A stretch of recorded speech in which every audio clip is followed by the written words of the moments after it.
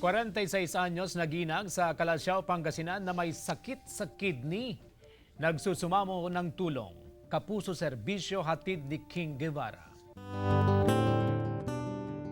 Ganito ang sitwasyon ng 46 anyos na si Nanay Lalaine Ganga, taga Calasiao, Pangasinan dahil sa sakit sa kidney. Tricycle driver ang kanyang asawa, pero natigil sa pamamasada dahil sa enhanced community quarantine. Natigil din sa trabaho ang panganay na anak dahil pansamantalang nagsara ang pinapasukan. Problema na mag-anak ang gastusin sa mga gamot ni Nanay Lalaine. 3 beses kada linggo ang dialysis ni Nanay Lalaine. Sobrang hirap po yung kalagayan po namin ngayon, lalo na po na hindi po makalakad at nahihirapan pong huminga si mama, lalo na po pag hinahatid po namin siya para magpa-dialysis sa ospital, kailangan pa po siyang buhatin.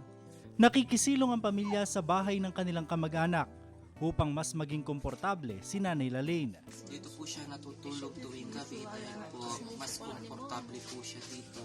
At sa bahay po kasi medyo maliit at mainit po, mas lalo po siyang humihirap huminga. Nananawagan po ako sa mga mabubuting kalooban. Tulungan niyo po ako sa aking medical na pangangailangan. Salamat po. Kasama si Jing Dakanay, King Guevara. Balitang Amyanan. Sana ay matulungan po natin si Ginang Lalaine para madugtungan pa ang kanyang buhay at makapag-dialysis sa gitna ng krisis.